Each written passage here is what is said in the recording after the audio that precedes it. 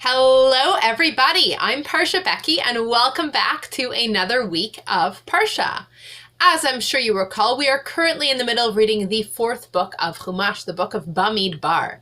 Bamidbar means in the desert, and for the whole book of Bamidbar, the Jewish people are traveling in the desert on our way from Egypt, where we left in the book of Shemot, to get to our home of Israel. The name of this week's Parsha is Pinchas. And it is named after our friend Pinchas, who played a major role at the end of last week's Parsha. Quick recap, at the very end of last week's Parsha, the women of Midian and Moab were tricking Jewish people into joining them in their idolatry, which was super bad. And people were supposed to stop it, but nobody was stopping it. So Aaron's grandson Pinchas stabbed the two of the people who were really in front of everybody, trying to get everyone into the idol worship, and that stopped the big fiasco. And now the Parsha picks up this week with Hashem saying, "Hey, Pinchas did a really good job last Parsha, stopping this disaster before it could really get any further, and Pinchas is going to get a reward for this." Pinchas's reward is a covenant of peace with Hashem. Pinchas has this special peaceful connection with Hashem, which could be a reward, could be kind of like a consequence, hey, Pinchas, good job, but maybe stab fewer people next time.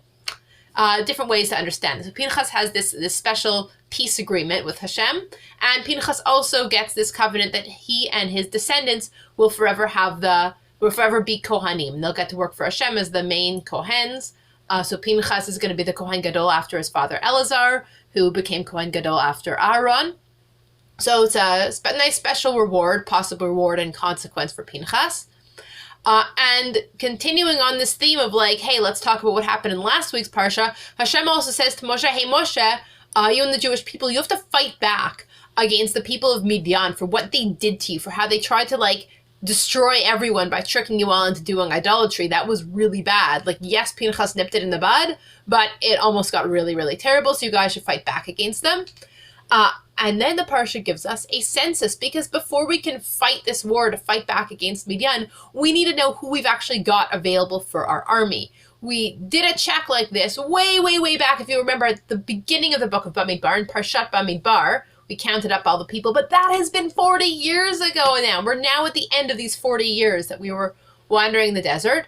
We've got a whole new generation, time to count up the people again and see who we've got for the army. So Moshe counts up all the people who are currently in the Jewish people, all the men who are 20 years old and older. Those are the people that we would have in the army. And he counts them up by Shevet with the help of each tribe's leaders. He counts Shevet Levi separately because they are not going to be fighting. They do their special job working with the Mishkan. And there is a second purpose for the census. Yes, it's to know who our fighting force will be, but also we are super close. We're at the end of our 40 years. We're almost ready to go into Israel, which means we need to know how we're going to divide up the land. We know that every person who enters the land of Israel and the Jewish people will be getting their own piece of land to live on and to own in Israel for their family to pass on through generations. We know the land will be divided up by Shevet. Within the Shevet, everyone who is existent at the time they go in will get their own piece of land from their Shevet's land. So it's important to count up the people by Shevet to know who's going to get the land and how we're going to divide up this land, how many people are getting land in Israel. And of course, that's another reason why Shevet Levi is counted totally separately, because they don't get land. Instead of getting land, they work in the Mishkan, they live in some cities, they can live on other people's land, they don't own their own land, instead they work for Hashem in the Mishkan. So we're counting up the people, and we're getting this whole plan organized for how we're going to divide up the land. Everyone's going to find out, you get this much land, you get that much land, it's super exciting, but we have a problem. There is this group of 5 sisters, Machla, Noah, Chogla, Milka, and Tirza. And these 5 sisters, they come to Moshe and Elazar and all the leaders "Hey Moshe, we got a problem. You're dividing up this land, all very well and good, but now our dad, Tzlofchad, he passed away some time ago in the desert. He wasn't part of one of these big rebellions against Moshe with Korach or whatever. He just, he's not a bad guy. He's just okay, whatever, he made some mistakes, lived his life. He's gone now. He didn't have any sons. He's just got us, his 5 daughters. We're 5 sisters. We're Tzlofchad's kids, Tzlofchad's daughters.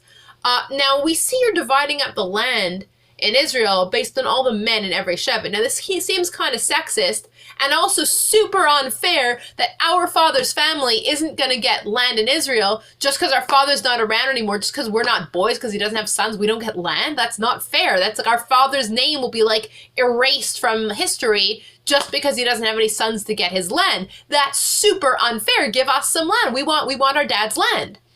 And Moshe's like, you make a good point. I'm going to ask God about that. And God's like, yeah, they're right. God says, yeah, the Tzlofchad's daughters are totally right. They deserve land.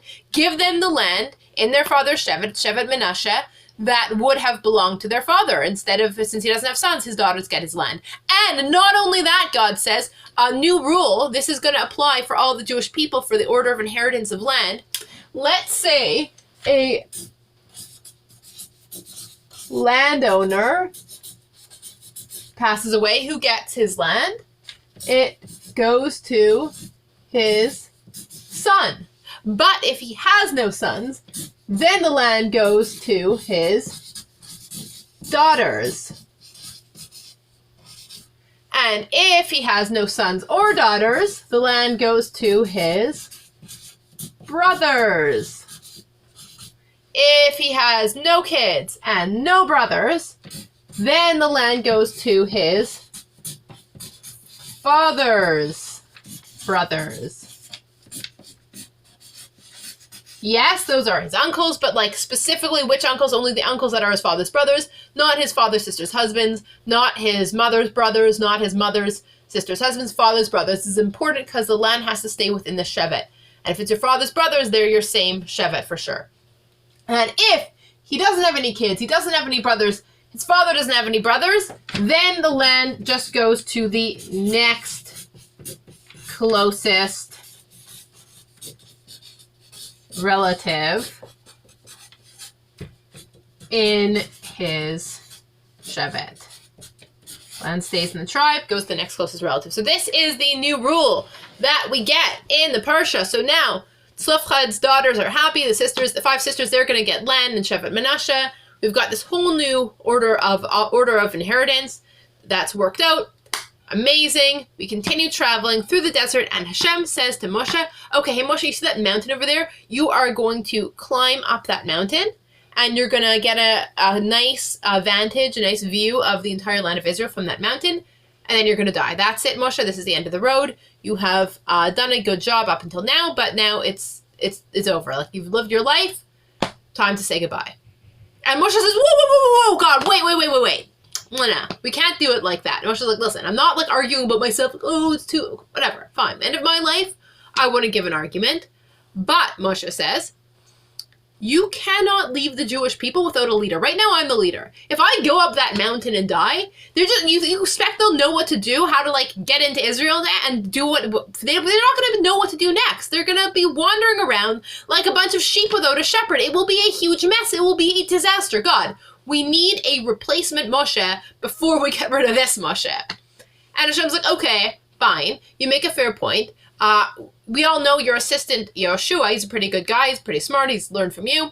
You're going to take Yoshua in front of everybody. You're going to appoint him as the new leader. So Moshe stands Yoshua up in front of everybody, and Moshe puts his hands on Yehoshua's head to like show everyone that he's investing Yoshua with his authority, with his nevuah, his spirit, his relationship with Hashem. Yoshua is going to be the next leader. The really cool thing about this is like we learn from this how to create new Jewish spiritual leaders. What I mean is like the word smicha, which is what it's called when somebody graduates a rabbi program, literally means like putting your hands on someone's head, because for many, many years we had this unbroken chain of like every rabbi or leader, a Jewish spiritual leader would have their teacher would put their hands in their head with an unbroken chain from Moshe doing it to Yoshua and Yoshua doing the same to his students.